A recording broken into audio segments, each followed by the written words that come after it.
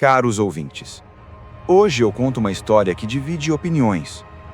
Alguns juram que é superstição, outros não tiveram tanta sorte para duvidar.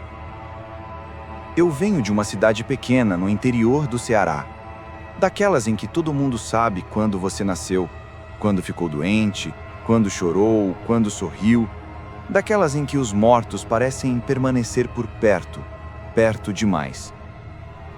Mas não se enganem, esta história não é sobre a minha terra. É sobre as regras que mantêm as pessoas vivas.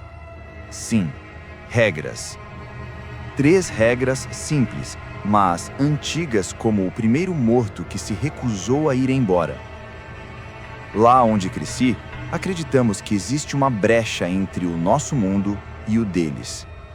Uma fissura tão fina que basta um descuido, um olhar errado, um gesto impulsivo, para que eles nos encontrem.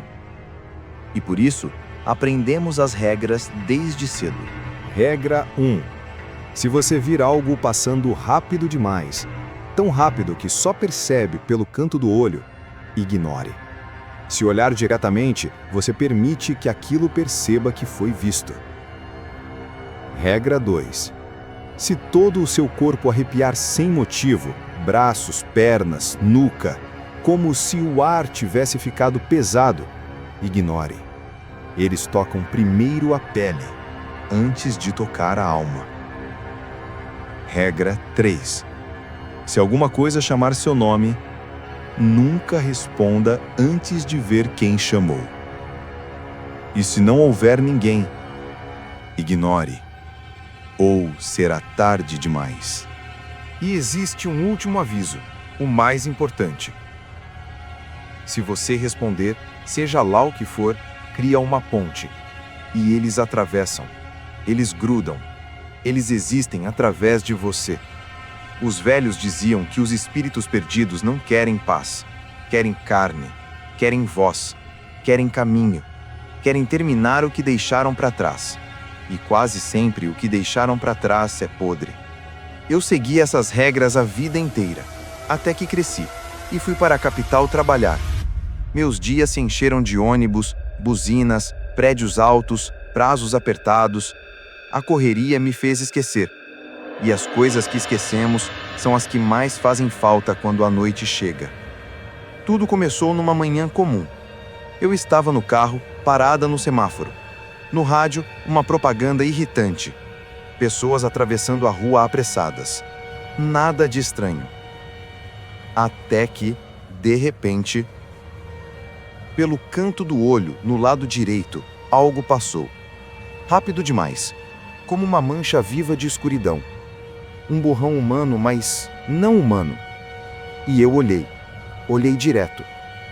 O erro começou ali. A sombra pareceu desacelerar, como se percebesse ter sido vista. Senti uma pressão no peito, forte, como se alguém a empurrasse por dentro das minhas costelas. Respirei fundo. Cansaço, pensei. Só isso. O sinal abriu. Segui. Grande erro. Os dias passaram e chegou a confraternização da empresa. Fomos para um bar famoso, sempre lotado, cheio de luzes, música alta, risadas. Não havia vagas perto, então deixei o carro em um estacionamento afastado. O caminho incluía um beco escuro, estreito, úmido como um túmulo aberto. Atravessei rápido. A boca do beco parecia engolir os sons dos meus passos. O ar era frio, mas não um frio comum. Era um frio que pesa, que puxa. Quando eu estava quase saindo, Joana! Uma voz chamou. Baixa. Feminina. Familiar. Era a voz de uma amiga de trabalho. Sem pensar, respondi. Tô aqui, vem, eu te espero. E assim que as palavras saíram da minha boca, eu soube. Meu estômago revirou, minha espinha congelou. Eu quebrei a regra. a mais importante. Olhei para trás. Silêncio absoluto. Nenhuma amiga. Nenhum passo. Nada. Só a escuridão profunda, imóvel, como uma boca aberta. Então ouvi de novo. Joana. Agora um pouco mais grave, mais arranhado, vindo do fundo do beco, de onde meus olhos não alcançavam. Um arrepio brutal percorreu minhas costas. Aquele arrepio que dobra o corpo, que afunda o coração, que rasga o fôlego. Foi quando senti a presença. Não como quem sente alguém atrás, mas como quem percebe algo dentro. O ar vibrou. A sombra se adensou. E então ela saiu. Não caminhou. Não rastejou. Apenas surgiu como se o escuro a tivesse cuspido. Uma figura alta demais para ser humana, magricela, porém imensa. A pele pálida, manchada, como carne guardada em água suja. A boca enorme, aberta em um sorriso que parecia um corte. Dentes longos, irregulares, cobertos de sombra. E os olhos. Ah, os olhos. Negros, profundos, como um poço que engole tudo. Se você olha demais, sente que afunda. E quanto mais afunda, mais ele puxa.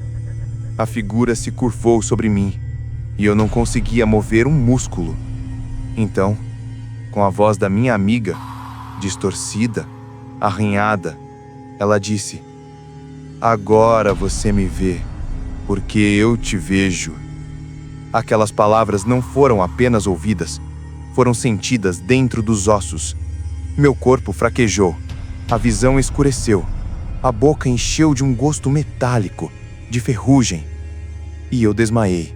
Quando acordei, estava no chão, cercada por algumas pessoas, colegas da empresa entre elas. Disseram que me encontraram caída perto do beco. Inventei uma desculpa qualquer.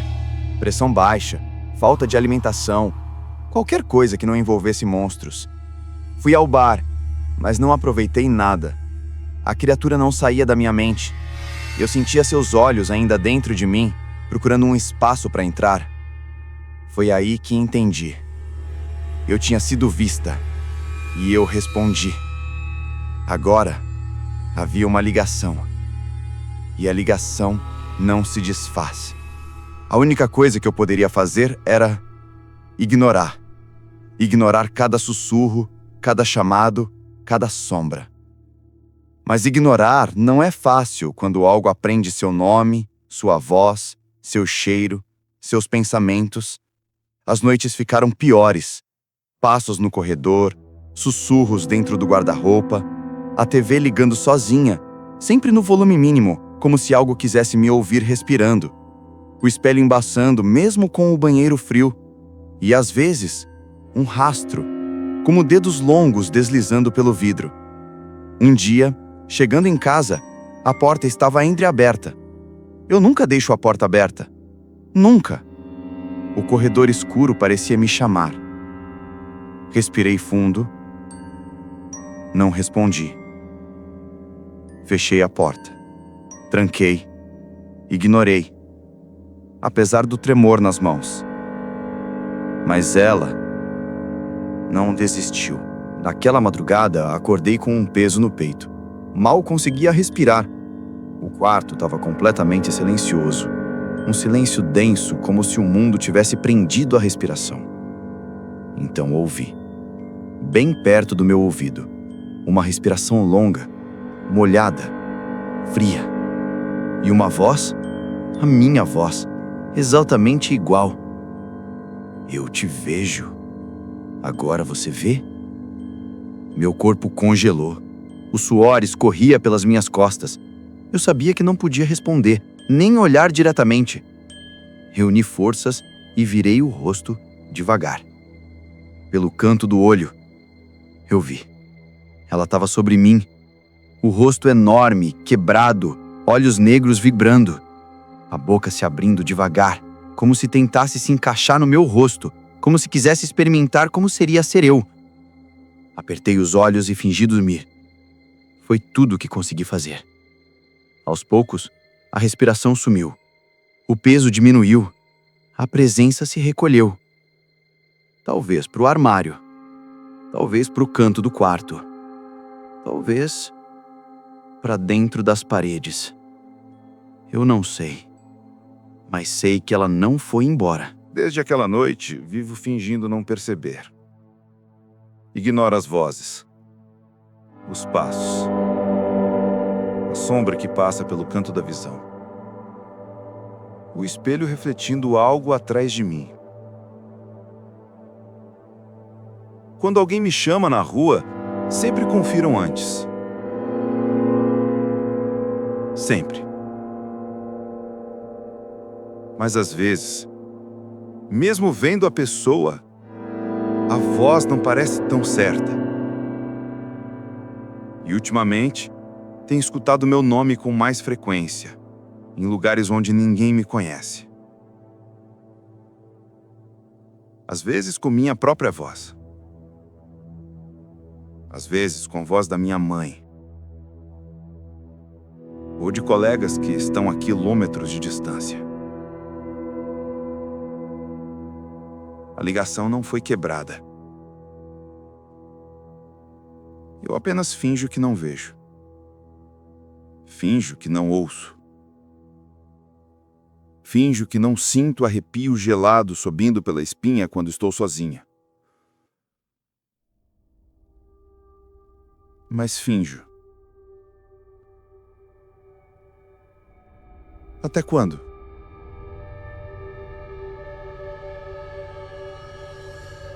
Não sei. Só sei que ela está procurando uma forma de atravessar de vez. E hoje à noite, agora há pouco, enquanto eu terminava de escrever este conto para vocês, alguém bateu na porta. 3 batidas, firmes, lentas. Eu perguntei sem pensar. Que foi? E a resposta veio do lado de dentro da casa, com a minha própria voz. Eu te vejo.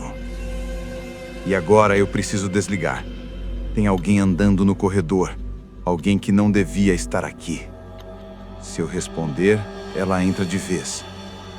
Se eu não responder, acho que ela já entrou.